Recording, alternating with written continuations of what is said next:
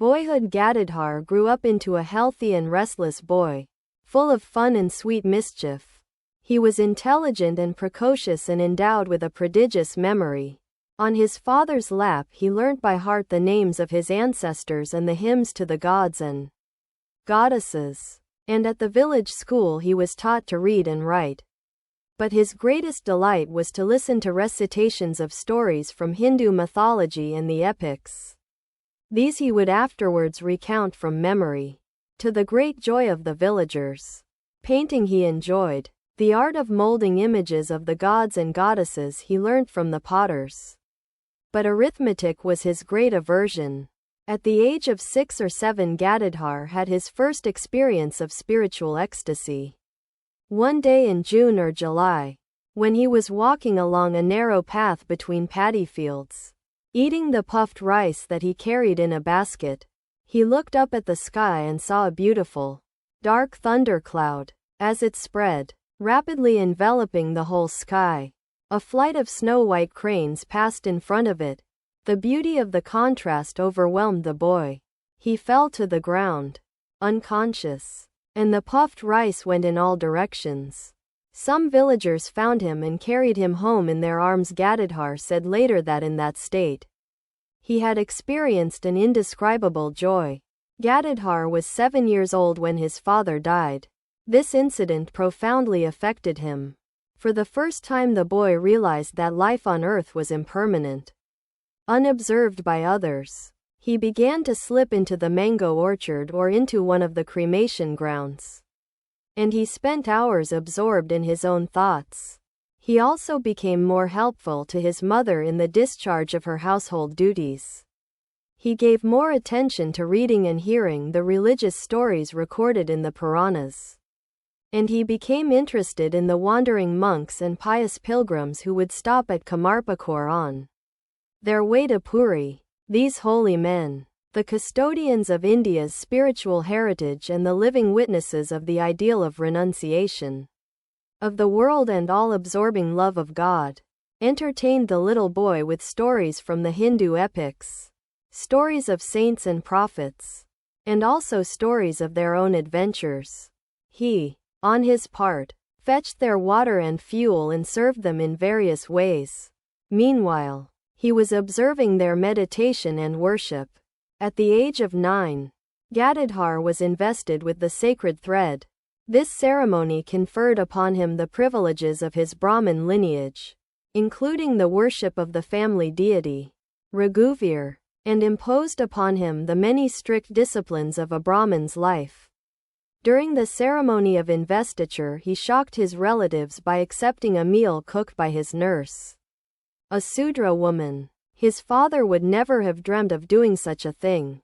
But in a playful mood Gadadhar had once promised this woman that he would eat her food.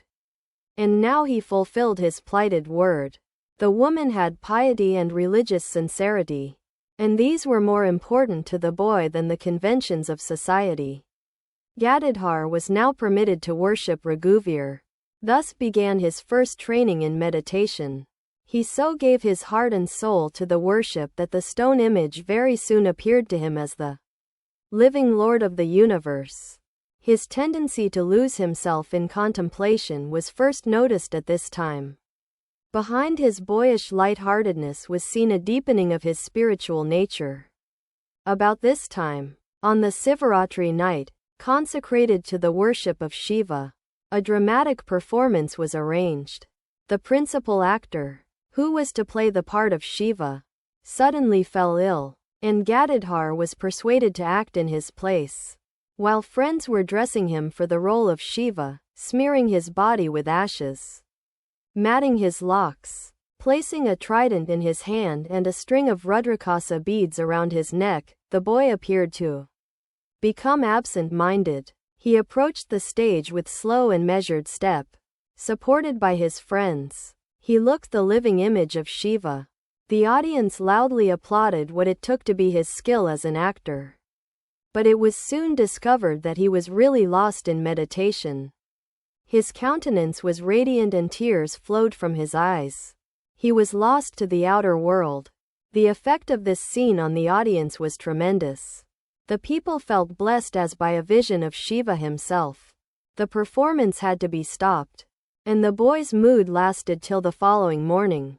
Gadadhar himself now organized a dramatic company with his young friends. The stage was set in the mango orchard. The themes were selected from the stories of the Ramayana and the Mahabharata. Gadadhar knew by heart almost all the roles, having heard them from professional actors. His favorite theme was the Vrindavan episode of Krishna's life, depicting those exquisite love stories of Krishna and the milkmaids and the cowherd boys. Gadadhar would play the parts of Radha or Krishna and would often lose himself in the character he was portraying. His natural feminine grace heightened the dramatic effect. The mango orchard would ring with the loud kirtan of the boys. Lost in song and merry-making, Gadadhar became indifferent to the routine of school. In 1849, Ramkumar, the eldest son, went to Calcutta to improve the financial condition of the family. Gadadhar was on the threshold of youth. He had become the pet of the women of the village. They loved to hear him talk, sing, or recite from the holy books. They enjoyed his knack of imitating voices. Their woman's instinct recognized the innate purity and guilelessness of this boy of clear skin, flowing hair, beaming eyes, smiling face, and inexhaustible fun. The pious elderly women looked upon him as Gopala, the baby Krishna. Sadhus and the younger ones saw in him the youthful Krishna of Vrindavan. He himself so idealized the love of the gopis for Krishna that he sometimes yearned to be born as a woman, if he must be born again, in order to be able to love Sri Krishna with all his heart and soul.